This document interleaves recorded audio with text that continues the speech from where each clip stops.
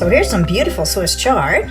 You can see how big the leaves get. And we'll zoom in on the baby leaf. You could cut all these big leaves off and leave the baby leaf, and it would just grow more leaves. And that's the wonderful thing about Swiss chard. Over here we have a big ocean of Swiss chard in a raised bed. A veritable sea of Swiss chard. Isn't it beautiful? So here's a packet of Swiss chard seeds, and this particular variety is called Rainbow Blend chard because of the multicolored stems, which are the colors of the rainbow and are very pretty. Swiss chard is super easy to plant. The nice thing about these seeds, as you can see here, is that they're big and they have rough edges. So they're really easy to pick up and drop one at a time into the ground. And the back of the seed packet will always tell you stuff like how deep to plant them, in this case a ½ inch, the approximate spacing of the seeds, the days to germination, which means the days to when they are going to start to poke their little heads out of the ground. It likes cool temperatures, but it also can tolerate heat. It's very flexible. And if you don't have a large growing space, it does very well in pots. So a good plant to start with if you don't have a lot of gardening experience. So here's what onions look like growing in the ground. These onions are almost mature enough to pull up and eat now, and you can always eat the onion tops at any time. You can see that bulb is just ready to hop right out of the ground.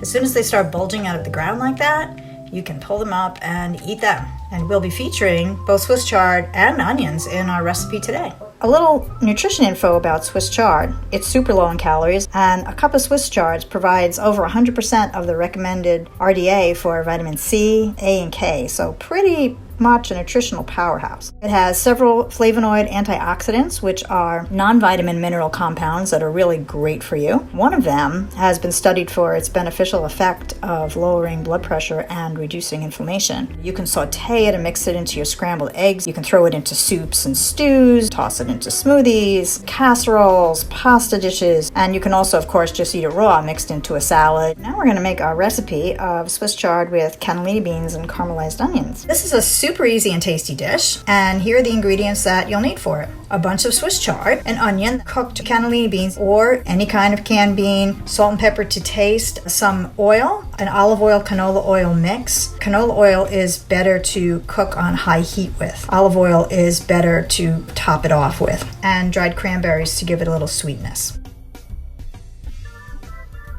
We've washed the Swiss chard, and now we're going to strip the leaves of the Swiss chard off of the stems. And we can use these stems for soup stock, or we can chop them up fine and use them in a stir fry. They have a lot of uses and they're loaded with nutrition. Then we're going to roll the leaves up in batches, and then we're going to cut them in strips. And then we have some nice strips of Swiss chard that we're going to add to our recipe later. With an onion, you want to start with a flat surface. So you cut the ends off and then cut the onion in half. And of course, take the peel off.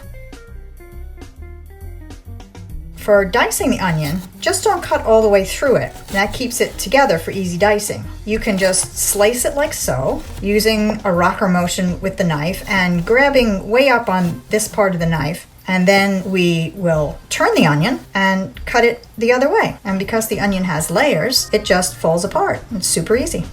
So we're going to add some oil to the pan, canola or canola olive oil mix. When it starts to shimmer with the heat of the pan, we'll add in our diced onion. And to caramelize the onion, we want to cook it low and slow. On a low heat, don't turn the flame up too high, or if it's an electric oven, a 2 or a 3 on your burner setting, with a little salt, and stir it well to coat the onions with the oil. Then we'll stir often to keep the onions browning nicely. And after about 20 to 30 minutes or so, the naturally occurring sugars in the onion have browned or caramelized. So the onion is going to taste deliciously sweet. And doesn't it look yummy?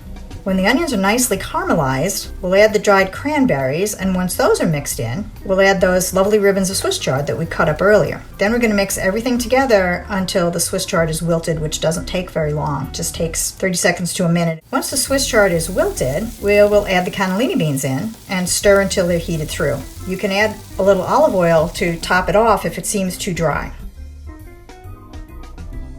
And there we have it, our lovely Swiss chard with cannellini beans and caramelized onions. You and your family will be scarfing down in minutes flat. Yummy!